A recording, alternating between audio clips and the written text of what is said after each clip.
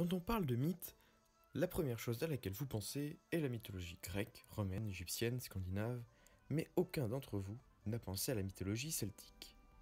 Ou peut-être quelques-uns. Vous connaissez certainement beaucoup de récits relatant l'histoire de cités englouties, comme l'Atlantide ou la cité engloutie de Vineta, si vous êtes déjà allé dans le quartier scandinave de Europa Park avant l'incendie. Mais connaissez-vous l'histoire de la mystérieuse cité 10 en Bretagne ?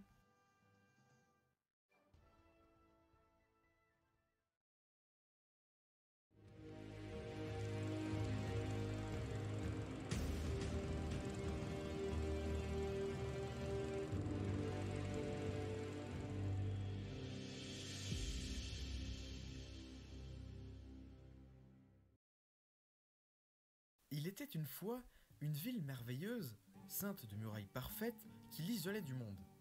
Cette cité était bâtie si proche de la mer qu'il était presque impossible de l'en dissocier. Elle était protégée d'immenses digues, l'empêchant d'être inondée, et possédait un intéressant mécanisme de vanne que l'on ne pouvait ouvrir qu'avec une clé, qui était la propriété du souverain. Celui-ci se nommait Gradelon, roi de Cornouailles, dont l'autorité s'appliquait naturellement à tout, sauf à sa fille, la magnifique Aès, qu'on appelle aussi, selon les versions, Dahut. Né des amours entre le roi et une fée rencontrée lors de campagnes vers le nord, tous ses admirateurs se souvenaient en premier lieu de sa longue et belle coiffure d'une couleur de vieil or et d'une finesse sans égale. Bien qu'elle paraissait comme une des enfants les plus chastes et pures, il en est une toute autre vérité. Les plus informés de la cité parlaient de festins au débordement parfois exagérés. Le roi Gradelon ne pouvait pas rester neutre face à la diffusion de ces mauvais bruits. Il demanda conseil alors à un conseiller réputé des plus vertueux, son cousin Guénolé, abbé de Landévennec. Celui-ci fit tout son possible pour la raisonner en l'appelant aux devoirs les plus sacrés, mais rien n'y faisait. Plus Guénolé s'élevait contre les excès de la princesse et de ses sujets, plus ceux-ci tournaient ses dires en dérision. Il perdit la patience avec le temps et il commença à se montrer menaçant.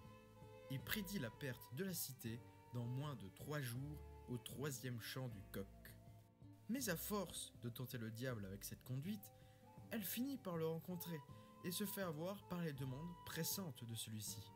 Et elle ne se fit pas prier, elle se rendit de nuit dans la chambre de son père, ouvre le coffre dans lequel se trouvent les insignes du pouvoir, les clés des écluses, les prit et sortit le cœur empli d'excitation et de peur, puis courut porter les clés à celui qui était devenu son maître, au diable.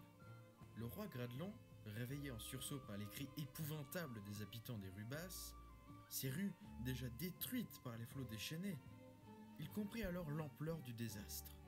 Les vannes avaient été ouvertes par le diable. Il sauta sur la première monture et tenta de fuir le chaos au grand galop par le pont de son château. Il n'avait pas quitté les murs de la ville que sa fille Aès, dans les tumultes des eaux, parvint à s'agripper au harnais de son cheval et, dévoré de remords cette fois, le supplia de la sauver. Le roi avait beau être juste, il était aussi un père. Il prit pitié et l'aida à monter derrière lui. Mais soudain, le cheval commença à vaciller comme ébranlé par le poids de la princesse. Guénolé, passant sur une barque de fortune, demande à Gradelon de se débarrasser du démon. Sa fille. Hésitant, il ne sait pas que répondre. Guénolé parvint à s'approcher de la fille et à la toucher avec sa crosse pastorale, la privant de toute force et la faisant tomber à l'eau, la condamnant à sombrer dans les flots où, paraît-il, elle devint sirène. Gradelon, seul survivant de la mystérieuse cité 10 avec son cousin, mourra de chagrin et Guénolé l'enterra au monastère de Landévennec.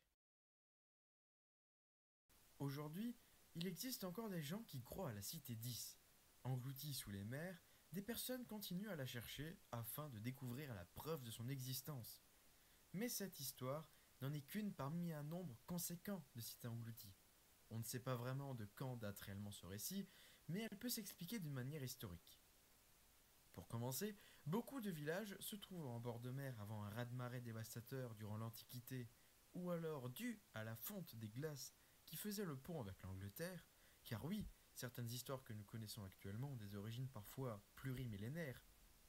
L'existence d'histoires aussi anciennes peut nous faire penser que le récit de la cité 10 peut en tirer son inspiration. Mais ce n'est pas le seul élément, car Guénolé, le cousin du roi, est un personnage fantastique ayant peut-être existé.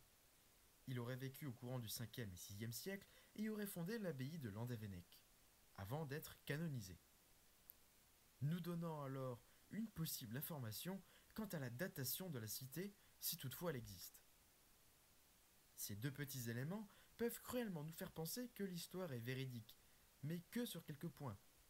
Néanmoins, la plus grande certitude est que l'histoire est certainement basée sur la disparition d'un village suite à une montée des eaux ou à de grandes vagues lors d'une tempête. Grand merci d'avoir regardé la vidéo jusqu'à la fin. N'hésitez pas à laisser un pouce bleu et un commentaire de ce que vous avez pensé, surtout de la partie historique de la Cité 10.